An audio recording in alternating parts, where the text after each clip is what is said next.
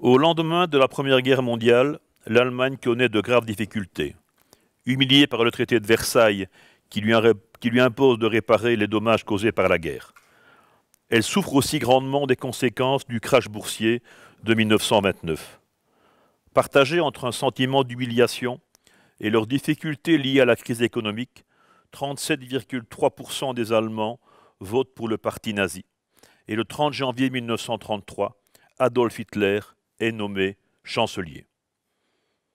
En 1920, Hitler dirige le NSDAP, un groupuscule d'extrémistes racistes. En 1923, il tente un coup d'État, le putsch de la brasserie, pour prendre le pouvoir avec ses chemises brunes, les SA organisés sur un modèle militaire. Envoyé en détention à la prison de Landsberg pour 9 mois, il écrit Mein Kampf, Mon combat, un livre où sont énoncées ses idées racistes et son programme politique ouvertement antisémite. Libéré, il décide de prendre le pouvoir légalement et participe avec son parti nazi à toutes les élections. Il crée également la SS, la Schustaffel, son escadron personnel de protection, qui deviendra plus tard le principal organisateur et exécutant de l'extermination des Juifs d'Europe. Profitant de la crise économique, du grand nombre de chômeurs et de la peur du communisme, il arrive au pouvoir en 1933. Il prétend être appelé par la Providence et se prend pour le sauveur de l'Allemagne. Mais ce n'est qu'un être commun qui a seulement su profiter des circonstances et de ses talents de comédien et d'orateur. Mars 1933, 26 000 opposants politiques, principalement communistes socialistes, sont arrêtés dans les rues de Berlin. C'est une arrestation préventive, antidémocratique. Ces gens-là ne connaissent pas pourquoi ils sont arrêtés et ils sont conduits dans une soixantaine de petits camps qui seront des camps nomades, des camps improvisés donc dans les alentours de Berlin. Vous pouvez voir sur cette image un camp improvisé à Oranienburg, où on peut constater l'amateurisme des premiers camps allemands. On peut voir que les gens ne sont toujours pas en tenue rayée, ils sont en habit civil et ils sont gardés dès 1933 par une unité qu'on appelle la SA, la section d'assaut qu'Hitler, depuis sa montée au pouvoir et la montée du nazisme en 1923, est à ses côtés. Nous verrons qu'un an plus tard, eh bien, cette unité SA sera dissoute après ce qu'on peut appeler la nuit des longs couteaux et remplacée par un escadron personnel qu'Hitler mettra en place, qu'on appelle la SS, la Schustaffel.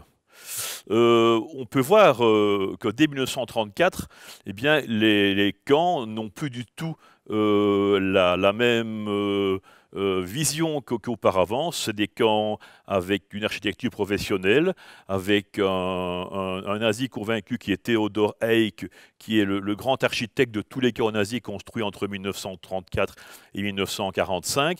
C'est une structure identique à tous les camps où on peut voir des baraquements avec des fils barbelés, avec des miradors, des lits, des chalits où sont enfermés non plus quelques dizaines d'opposants politiques, mais quelques milliers d'opposants politiques à cette époque.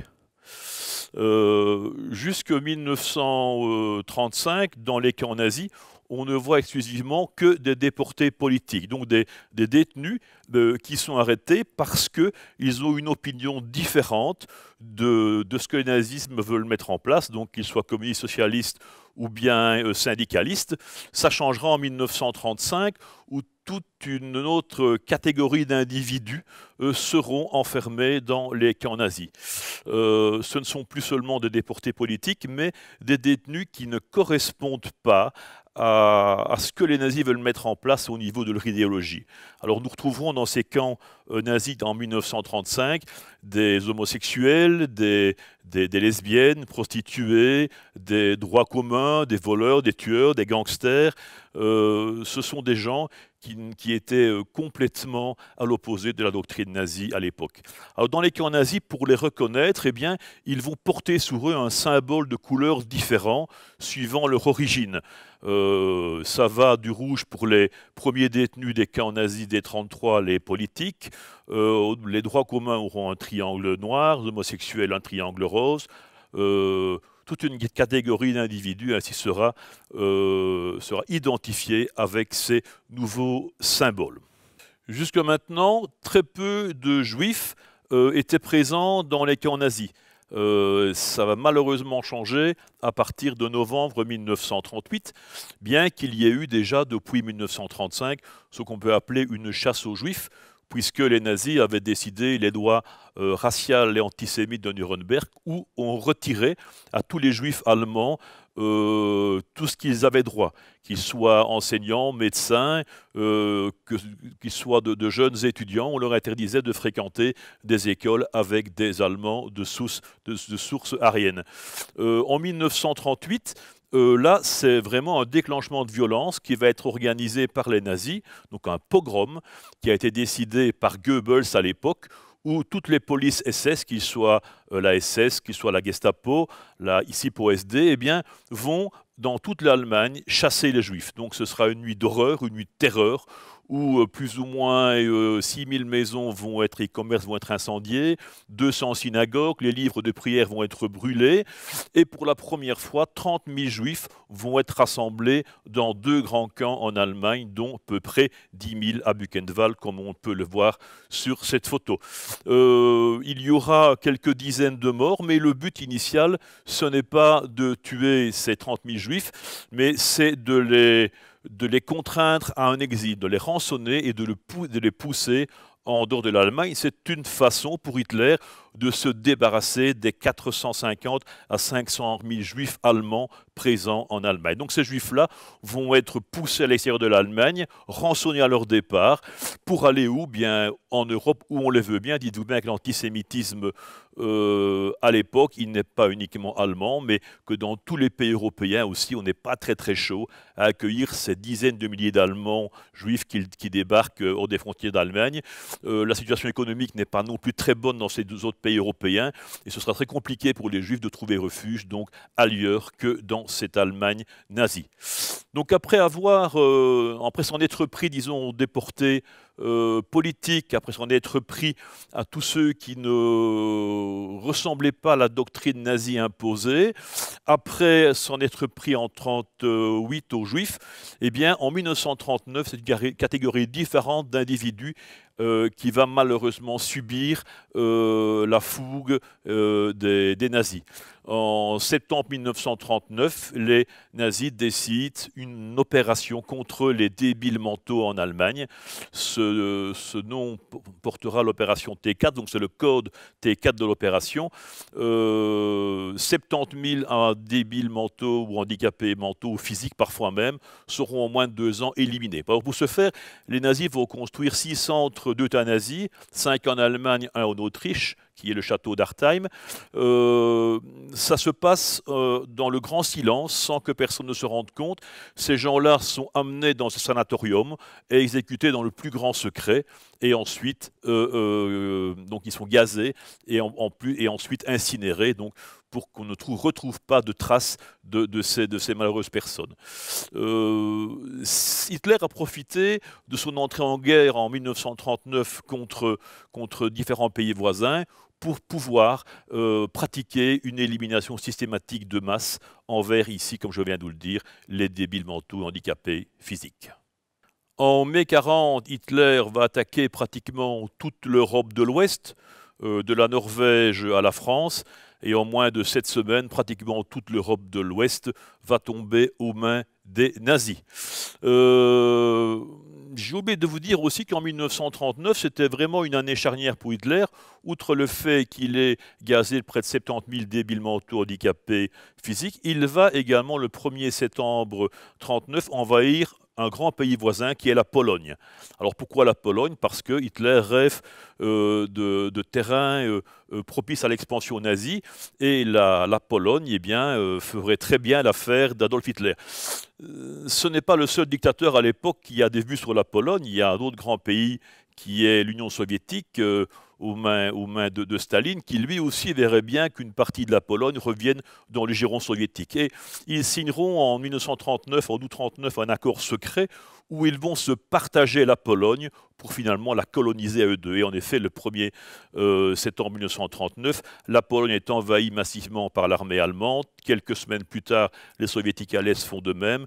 Et fin septembre, cette Pologne complètement encerclée eh bien, va déposer les genoux à terre et va être colonisée par ces deux grands dictateurs.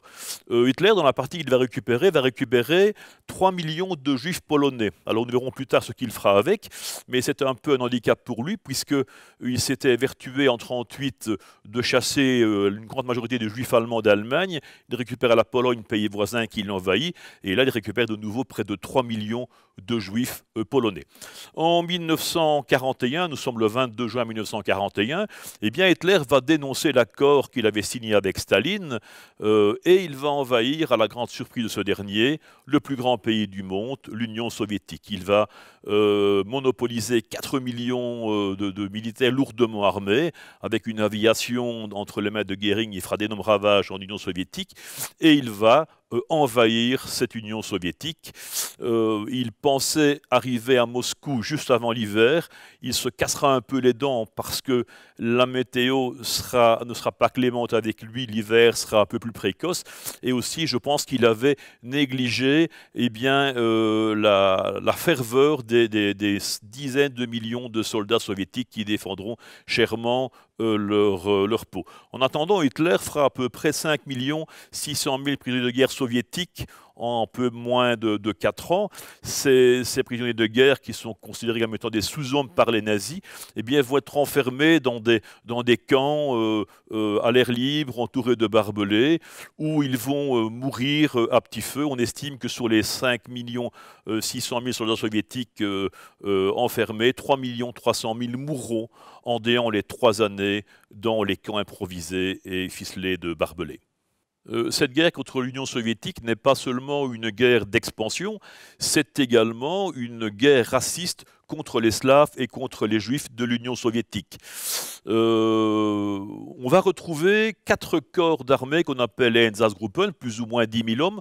Ce sont des policiers nazis hyper endoctrinés qui vont se trouver derrière l'armée allemande en territoire soviétique et qui n'ont qu'un but, c'est de regrouper les femmes, les enfants juifs ainsi que les commissaires politiques de l'armée rouge. De faire quoi avec eux? De les éliminer d'une balle dans la tête. On estime que sur les 2 années de présence des Einsatzgruppen en Union soviétique, à peu près 1,2 million et 1,3 million juifs, femmes, enfants ou commissaires politiques seront exécutés d'une balle en pleine tête et enterrés dans des fosses communes. On peut voir également qu'en septembre 1941, à Babi Yar, c'est une ville tout près de l'Ukraine, je pense, il y aura là un massacre épouvantable. On estime qu'en un week-end, en 2 jours, plus de 33 000 juifs, femmes et enfants seront liquidés donc, par les Einsatzgruppen. Fin 1941, les nazis se rendent compte que les Einsatzgruppen ne peuvent pas tout régler à eux seuls, que le travail est beaucoup plus important que prévu, donc l'élimination de tous ces juifs-là en territoire soviétique. Et puis surtout, les Einsatzgruppen, depuis 1 an et demi, tuent par milliers, par centaines tous les jours des juifs, femmes, enfants. Ils deviennent assez incontrôlables. C'est une des raisons pour laquelle les Einsatzgruppen eh bien, seront supprimés et remplacés par une méthode plus radicale et plus industrialisée que ces tueurs mobiles qui circulaient donc derrière l'armée allemande en territoire soviétique. Il faut dire que ces gens-là buvaient énormément, se droguaient énormément pour pouvoir pratiquer un travail comme celui qu'on leur demandait, malgré leur endoctrinement, que c'est très visible aussi comme crime. Imaginez-vous, on rassemble des gens dans une place publique, on les enterre dans des fosses communes, donc les preuves sont là.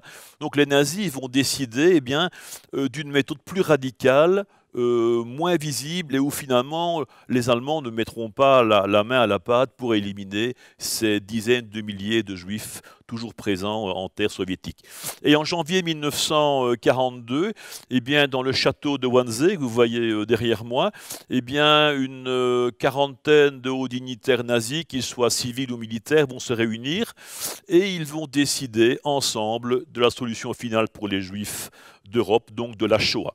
Alors, pour ce faire, ils vont créer ce qu'on appelle un nouveau type de camp. Donc, ce ne sont plus des camps de concentration, où on mourait parfois en ayant 4, 5, 6 mois, des coups qu'on avait reçus, des bastonnades, des punitions, des corvées, de la sous-alimentation, du froid. Ils vont, cette fois-ci, créer ce qu'on appelle des centres d'extermination, donc des centres de mise à mort, où l'espérance de vie, eh bien, généralement, ne dépasse pas 2 à 3 heures. Donc, grande différence entre les camps de concentration, où ce sont des camps de mort lente, on y meurt par les très mauvais traitements qu'on reçoit, et les centres d'extermination, malheureusement, dès qu'on arrive dans le camp, on y est systématiquement éliminé. Alors pour ce faire, ils vont éditer un rapport à Wannsee avec un listing de tous les pays occupés par l'armée allemande, avec en rapport à chaque pays le nombre de juifs présents qui doivent être éliminés. On en arrive quand même à un total de près de 12 millions de juifs à éliminer dans les territoires occupés par l'armée allemande. On peut voir sur la photo ici l'emplacement donc en Pologne, puisque tous ces centres-là vont être ouverts en Pologne, de ces 6 centres d'extermination. Alors pourquoi en Pologne? Parce que eh bien, c'est très loin des yeux des Allemands. Il faut vous dire qu'Hitler ne voulait pas que cette opération soit connue. Il fallait que tout reste dans le secret. Hitler se souciait énormément de l'opinion allemande des Allemands. Donc il ne voulait pas que des Allemands ne soient pas d'accord avec son antisémitisme et l'éradication des Juifs. Donc il a créé en Pologne, loin des yeux des Allemands, en territoire conquis, colonisé, 6 centres d'extermination. On peut les citer. Bon, le plus connu, naturellement, c'est Auschwitz-Birkenau, mais il y a Majdanek, Chemno, Sobibor, Treblinka et Belzec. Ce sont les 6 centres d'extermination créés par les nazis à partir de fin 1941.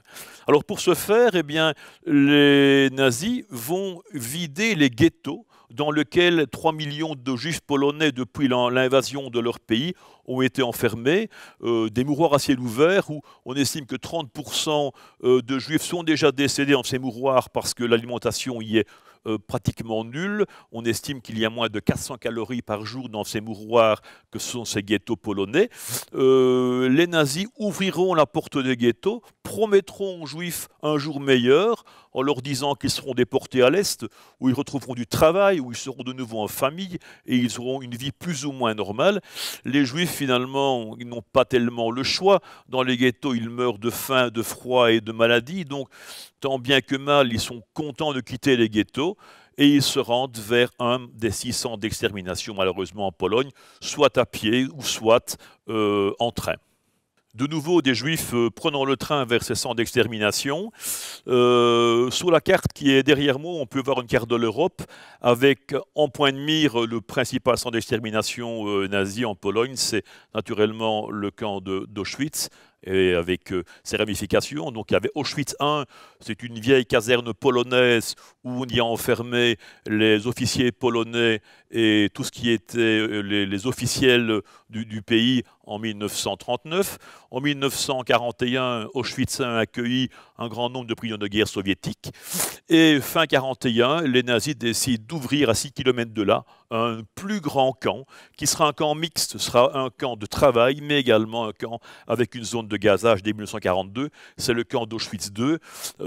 C'est un camp où on pouvait enfermer en même temps près de 135 000 personnes. on verra qu'on ouvrira l'année suivante un Auschwitz III qui s'appelle Monowitz.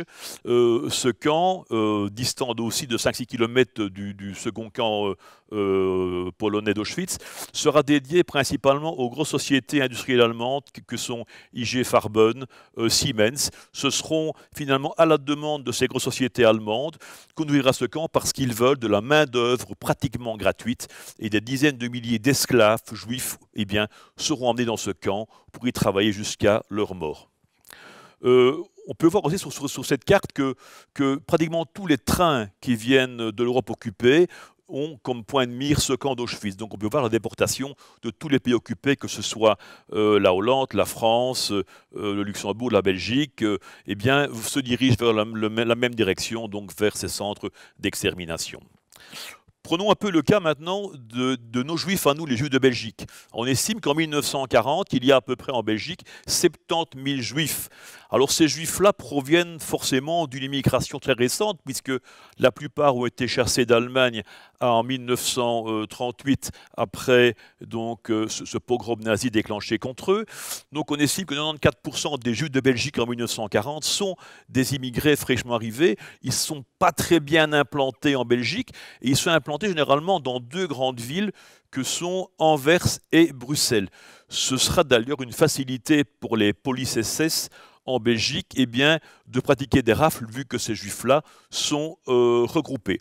À partir de 1942, la plupart des juifs de Belgique seront convoqués personnellement dans une caserne à Malines, qu'on appelle la caserne d'Aussin, pour soi-disant travailler en Allemagne. C'est un leurre, c'est pour y être déporté, mais la version officielle, c'est un travail volontaire en Allemagne de quelques mois. Après, ils rentreront chez eux.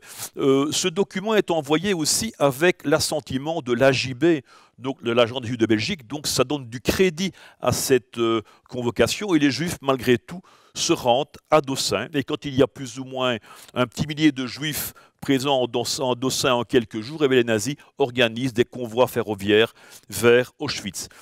Partiront de 42 à août 44 28 convois de juifs de Belgique. On estime plus ou moins le nombre à 26 500 juifs. Et sur les 26 500 juifs, moins de 1203 reviendront en 45. Donc plus de 90% des juifs partis de la caserne d'Aussin sont morts, gazés, et dans ce camp d'Auschwitz-Birkenau. On voit de nouveau ici l'intérieur du camp d'Auschwitz.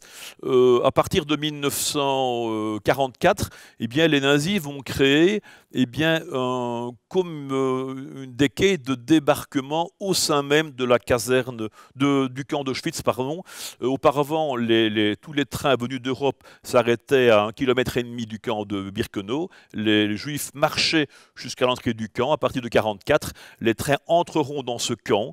On estime que 12 trains de 1000 personnes entraient chaque jour dans ce camp d'Auschwitz-Birkenau, jour et nuit.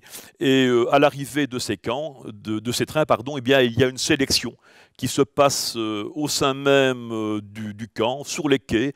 Les détenus sont jetés à même le sol de force. C'est un accueil qui est très froid. Il y a des chiens qui mordent, qui aboient. Les SS frappent copieusement les Juifs. Les Juifs sont complètement déboussolés. Et la sélection est faite. À peu près 30% des arrivants seront conservés pour le travail. On en fera des zones d'ordre commando, donc des gens qui travailleront dans les zones de gazage pour faire le sale boulot à la place des SS. Et malheureusement, 70% des arrivants qui n'ont pas été retenus pour le travail seront, eux, gazés en déant les 3 heures, principalement tous les enfants de moins de 16 ans, femmes enceintes, grabataires, vieillards, tous ceux qui ne correspondent pas et qui ne pourront pas travailler pour les nazis, sont systématiquement éliminés. À partir de 1942, dans la zone de gazage de Birkenau, dans le fond du camp, on créera dans 2 fermes qui étaient déjà en place à ce moment-là, des chambres à gaz et des crématoires où seront éliminés en une année à peu près la moitié des déportés d'Auschwitz, donc à peu près 500 000 sur le million qui a été gazé à Auschwitz.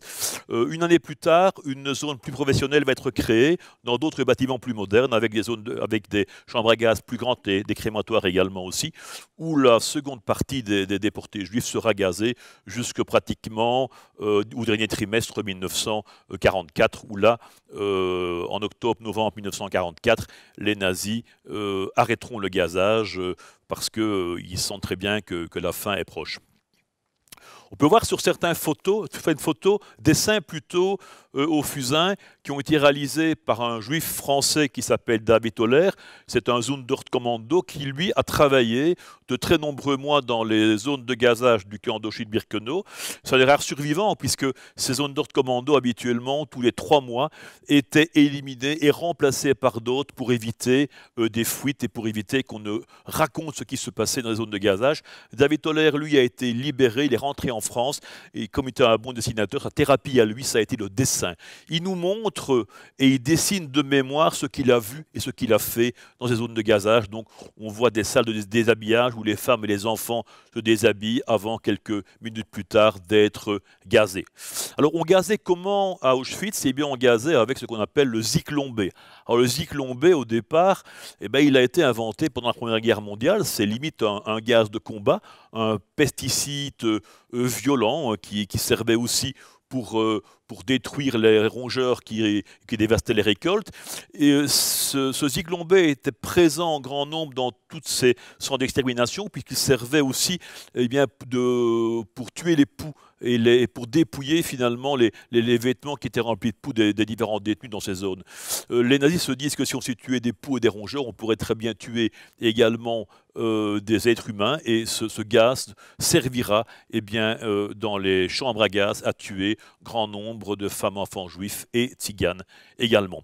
La mise à mort est épouvantable, les gens sont enfermés dans un local, la plus grande des chambres à gaz de Birkenau, on peut mettre jusqu'à 2000 personnes, donc vous voyez qu'on est très loin des premiers gazages qui ont vu le jour en 1939 avec les débiles mentaux. Ici c'est un gazage de masse, près de 2000 personnes, ces gens-là sont enfermés, broyés l'un contre l'autre, où il faut en entasser le plus possible. Ce bâtiment, ces chambres à gaz va être fermé et on jettera par le toit de la chambre à gaz, on va ouvrir une trappe et on va jeter des cristaux de Zyklon B qui atterriront au pied de ces malheureuses personnes, au contact de l'air, de l'humidité de plus ou moins 20-25 degrés.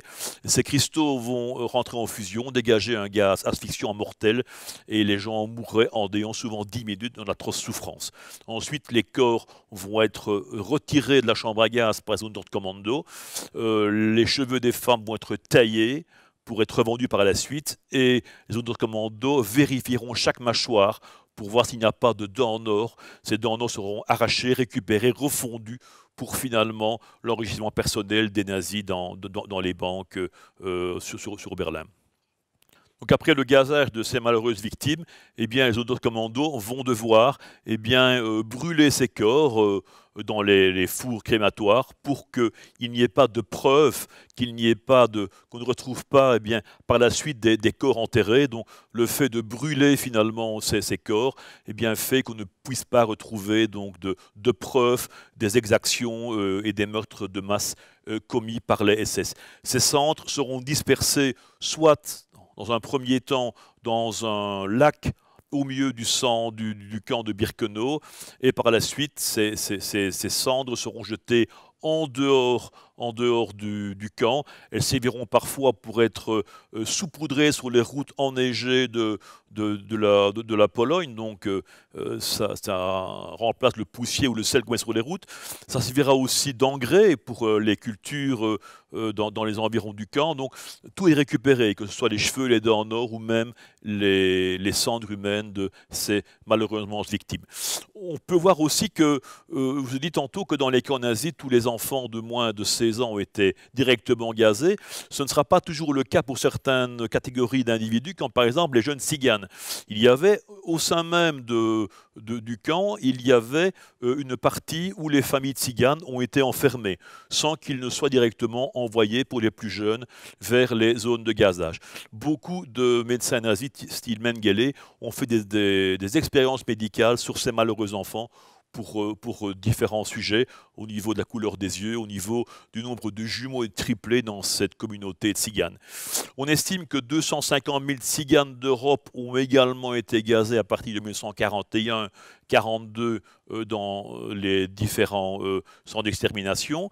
Au niveau de la Belgique, 351 tziganes belges qui sont partis en janvier 1944 par le convoi Z, eh bien, sur les 351 victimes tziganes parties de Dossin, eh bien, seulement 15 sont revenus à la fin de la guerre, donc en 1945. Voilà, donc ce que Claude vient de vous expliquer, ben moi je dirais peut-être que c'est ce que l'homme a fait de pire depuis l'histoire de l'humanité. De quoi je parle? Je parle des centres d'extermination. Les centres d'extermination, donc pour rappel, étaient uniquement au nombre de 6. Et le seul but de ces centres d'extermination, c'est l'élimination pure et simple de personnes dont les nazis ne voulaient pas. Ces 6 centres d'extermination, l'objectif est donc une journée dans un centre d'extermination, c'était très simple. Vous arriviez dans un centre, vous étiez dépouillé, vous étiez déshabillé, vous étiez gazé, vous étiez brûlé et vous étiez dispersé.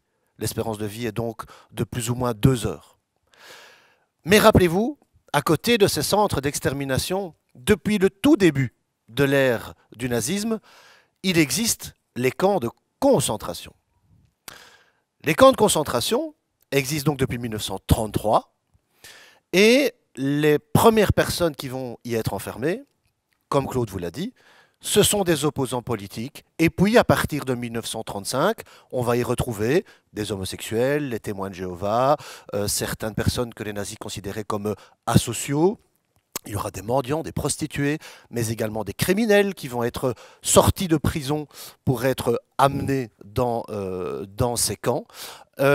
Et toutes ces personnes, à partir donc entre 1935 et 1938, vont obtenir sur leur costume, ils vont obtenir un triangle de couleur qui va expliquer la raison pour laquelle ils ont été arrêtés et emmenés dans ce camp.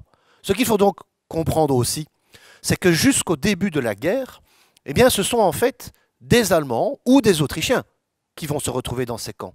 N'oublions jamais que les premières victimes du nazisme sont donc bien les Allemands et les Autrichiens eux-mêmes.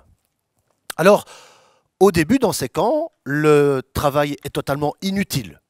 C'est, par exemple, déplacer une pierre d'un point A à un point B, et ensuite la prendre du point B et la ramener au point A. Mais rapidement, les nazis vont se rendre compte qu'ils ont des centaines, voire des milliers d'esclaves, des personnes qui ne leur coûtent absolument rien. Et donc, ils se disent qu'au lieu de leur faire un travail inutile, ce serait peut-être pas mal qu'ils fassent quelque chose d'utile. Alors, soit ils vont travailler à l'élaboration de routes, à la construction de voies de chemin de fer, ou encore dans des carrières. Il y avait de grands projets monumentaux, de statues, de bâtiments, etc., avec des matériaux nobles, comme le granit, le grès, et ainsi de suite. Eh bien, ce sont donc ces détenus qui vont se retrouver dans les carrières pour l'extraction de ces roches. Mais ils vont également mettre à disposition des grandes industries allemandes de l'époque, eh bien, cette main-d'œuvre qu'ils vont louer. Donc, ils vont gagner de l'argent avec ces différents déportés. Donc, pour le rappel, centre d'extermination, 2 heures à 3 heures d'espérance de vie. Un camp de concentration, si vous ne mourrez pas tout de suite, votre moyenne d'espérance de vie dépasse en général très rarement les 6 mois. Il faut en fait attendre le début de la Seconde Guerre mondiale pour que la nationalité des gens qui se trouvent au sein des camps change.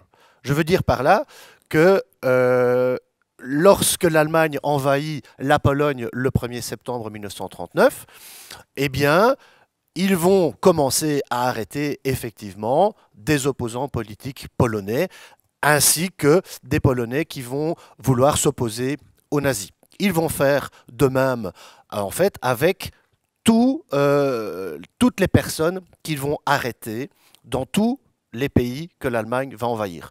Pourquoi? Parce qu'après le 1er septembre 1939, une fois que la Pologne est aux mains des nazis et des soviétiques de Staline, eh bien, Hitler va envahir le reste de l'Europe.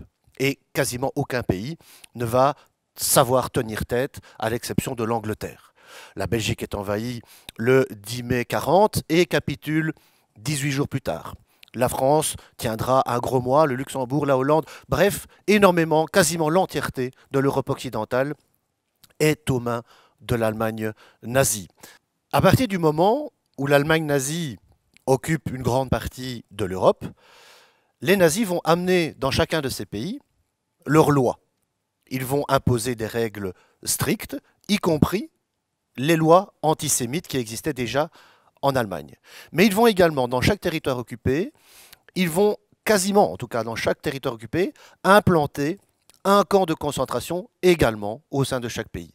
Ce sera par exemple le cas du Struthof en France, Vught en Hollande, Mauthausen en Autriche, Térésine en Tchéquie ou en Belgique, Brendonck. Brendonck était un camp particulièrement difficile. En fait, les conditions de vie dans un camp de concentration, que ce soit au sein d'un territoire occupé ou que ce soit au fin fond de l'Allemagne, sont exactement identiques. Un camp, c'est un camp. Les règles sont les mêmes partout. Mais Brendonck, c'est un peu différent. Il n'avait, comme on le voit ici derrière, ce sont les tout premiers détenus qui sont arrivés à Brendonck. Ils n'ont pas le pyjama rayé, mais ils ont en fait un uniforme qui est un ancien uniforme de l'armée belge qui va être récupéré pour en faire en fait aussi une tenue de bagnard. À Brendonck, c'est une torture quotidienne. Il y a 10 détenus pour un soldat qui les surveille. Il y a aussi un système de capot extrêmement violent. Il est impossible d'échapper aux insultes, à la torture, à l'humiliation et aux travaux forcés de manière quotidienne. C'est tous les jours que cela se passe. La faim y est également omniprésente. Toujours est-il donc que les détenus de Brendonck vont souffrir énormément. Et si au total, il y a 3500 personnes plus ou moins qui sont passées par ce camp, on estime que plus de la moitié d'entre eux ne survivront pas à leur déportation. Certains vont mourir directement à Brendonck, mais les autres mourront dans un autre camp, principalement en Allemagne, parce qu'à Brendonck, on n'y restait pas normalement plusieurs années. C'était plutôt considéré comme un camp de transit. Ce sont les nazis eux-mêmes qui vont surnommer le camp de Brendonck l'enfer de Brendonck. À la fin de la Seconde Guerre mondiale, on estime qu'il existe plus de 2000 camps de concentration un peu partout en Europe. Encore une fois, principalement en Allemagne. Alors certains camps, ce sont quasiment ce qu'on va appeler des superstructures. Ce sont des immenses camps qui peuvent accueillir parfois jusqu'à plus de 100 000 détenus au même moment. Ces grands camps de concentration, ce sont par exemple Buchenwald, Neuengamme, Mauthausen, Sachsenhausen, Ravensbrück, qui lui n'était destiné que pour les femmes, et ainsi de suite. Autour de ces grands camps, en fait, gravitent une multitude de petits camps. Ces petits camps, on les appelle des commandos de travail. C'est quoi? Ce sont en fait, en général, le lieu où les détenus doivent aller travailler. Et quasiment l'entièreté des travaux effectués par les détenus sont, au moment où la Seconde Guerre mondiale débute, sont destinés quasiment essentiellement pour l'industrie de guerre allemande. La vie dans un camp, quel qu'il soit, est totalement similaire. Encore une fois, le seul but, c'est de devenir un esclave des nazis. Et plus la guerre va avancer, plus les camps vont être surpeuplés. Et donc forcément, plus les conditions de vie vont se délabrer. La nourriture va être de plus en plus rationnée, les maladies vont de plus en plus se répandre, et le taux de mortalité, forcément, va ne faire qu'augmenter. Certains chercheurs historiques ont compté le nombre de causes qui pouvaient entraîner la mort dans un camp de concentration. Ils en ont dénombré plus de 30. Il y avait effectivement plus de 30 manières de mourir. Mais d'après ce que les témoins, les survivants des camps nous ont expliqué au fur et à mesure des années que nous avons travaillé avec eux, eh bien, c'est que visiblement, la pire des tortures, c'est la faim, le manque de nourriture. Visiblement, c'est quelque chose qui vous ronge du matin au soir, tel un cancer. La personne que vous voyez derrière moi est une personne en fin de vie. C'est une personne à qui on ne donnera plus à manger, qui n'aura quasiment plus accès aux soins. Pourquoi? Parce que c'est devenu une personne improductive. Donc ces personnes, soit on va littéralement les laisser crever dans un coin du camp, soit si un nouvel arrivage de détenus arrive et qu'il faut faire de la place, eh bien ces personnes seront gazées dans des petites structures, donc dans des petites chambres à gaz, soit éliminées régulièrement par une piqûre de phénol ou de carburant dans le cœur. Il y a un calcul très facile pour comprendre les conditions de vie dans un camp de concentration. On estime que chaque détenu perdait plus ou moins 10 kilos par mois de détention. Les autres causes de mortalité, elles étaient diverses.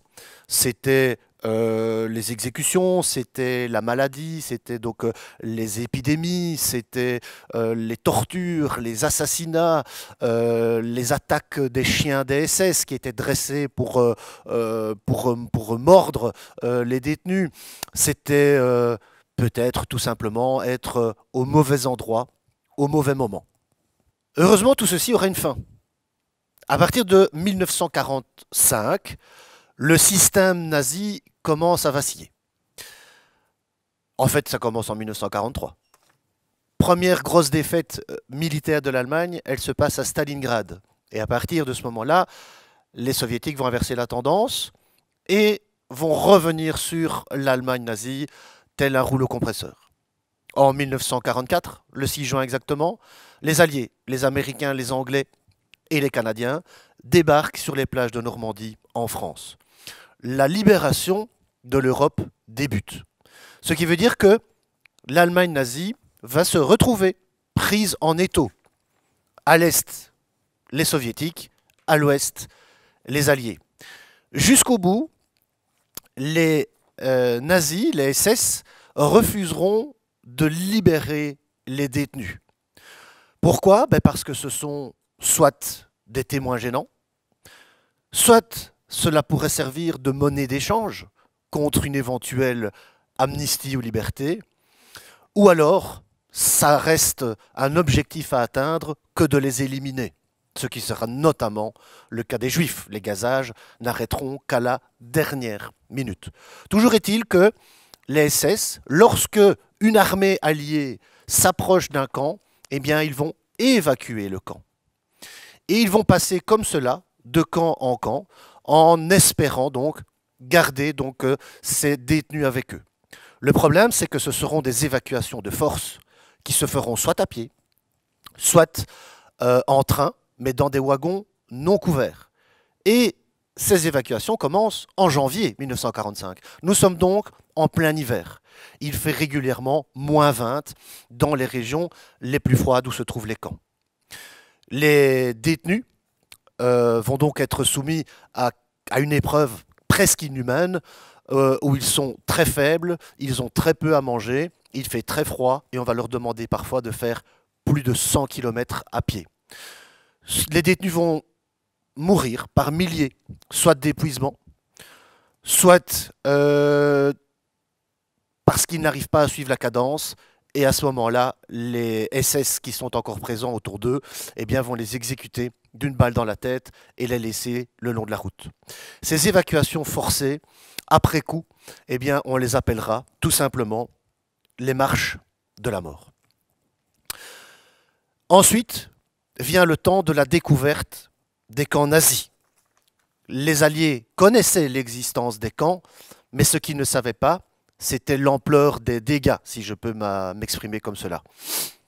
Ce que les Alliés découvrent, c'est un peu partout toujours la même chose, c'est-à-dire des milliers de corps qui se retrouvent dans ces structures abandonnées. Pourquoi des milliers de cadavres? Pour plusieurs raisons. Soit parce que les nazis ont éliminé les détenus avant de partir, soit parce qu'ils sont partis, mais que les détenus qui sont restés dans le camp étaient dans un état de faiblesse tel qu'ils sont morts entre le départ des nazis et l'arrivée des Alliés.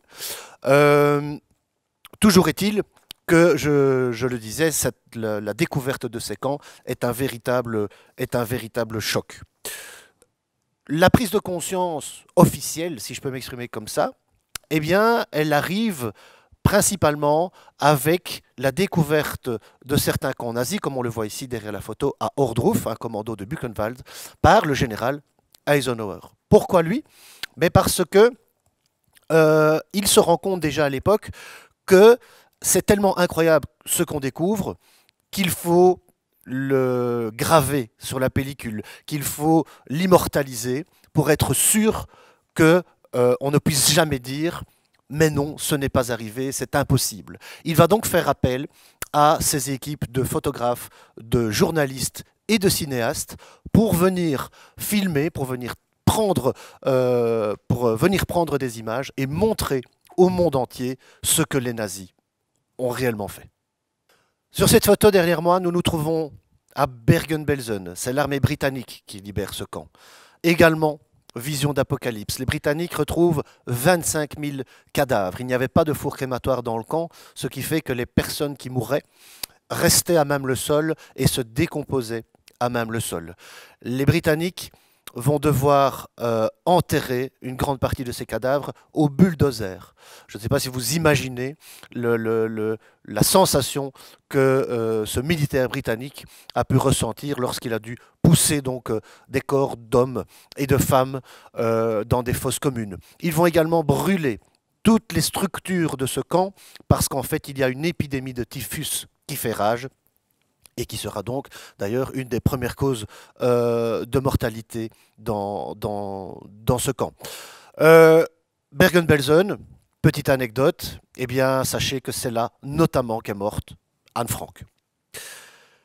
Les autres camps eh bien, sont libérés aussi, et je pense que les photos parlent d'elles-mêmes. Les militaires qui découvrent ces camps auront énormément de difficultés à s'en remettre, et c'est vraiment à partir de ce moment-là que l'on comprend pourquoi ils se sont battus. Le taux de mortalité au sein des camps de concentration, c'est au cours des 4 derniers mois de la vie de ces camps qu'il sera le plus élevé.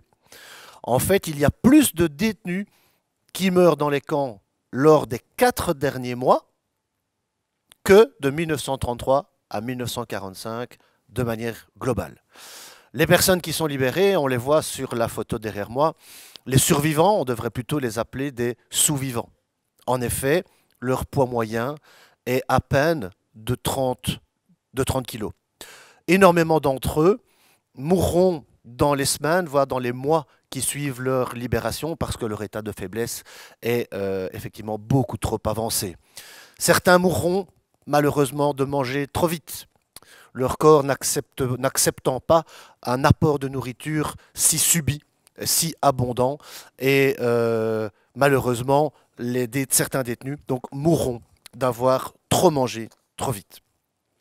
En résumé, il faut donc bien comprendre qu'il y a eu 2 sortes de déportations. Il y a eu des gens qui ont été envoyés dans des camps uniquement pour ce qu'ils étaient. Parce qu'ils étaient juifs, ou parce qu'ils étaient tziganes, ou parce qu'ils étaient témoins de Jéhovah, ou parce qu'ils étaient homosexuels. Mais d'autres ont été envoyés vers les camps pour ce qu'ils ont fait, pour les actes qu'ils ont faits. Je parle ici des opposants politiques et surtout des résistants. Ces hommes, ces femmes qui se sont battus dans l'ombre contre les nazis, qui faisaient du sabotage, de l'espionnage, qui cachaient des juifs, qui cachaient les aviateurs alliés, qui faisaient de la presse clandestine, et ainsi de suite. Ce sont en fait toutes ces personnes qui ont osé dire non aux nazis. Pour la Belgique plus particulièrement, eh bien, les chiffres sont plus ou moins similaires en termes de déportation. Il y a eu 25 000 juifs, plus ou moins, qui ont été déportés de Belgique. Eux ont tous été envoyés vers Auschwitz. Seuls un peu plus de 1200, 1203 je pense, plus ou moins, sont revenus en Belgique parce que la plupart d'entre eux étaient gazés dès leur descente du train. Au niveau de la résistance et de la déportation politique, ça correspond plus ou moins au même nombre de personnes. Nous sommes à 24 000 personnes déportées.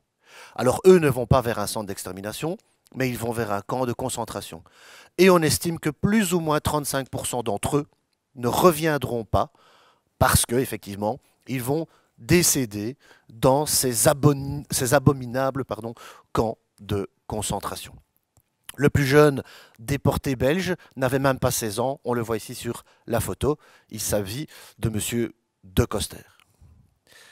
La guerre en Europe prend fin le 8 mai 1945. Il faudra attendre un peu plus de temps avec la fin de la guerre dans le Pacifique. Mais pour l'Europe, ça se termine en 1945, donc le 8 mai. Un procès très connu verra le jour par la suite, c'est le procès de Nuremberg qui prendra fin en 1946. 22 dignitaires nazis sont jugés lors de ce procès et 11 seront condamnés à mort.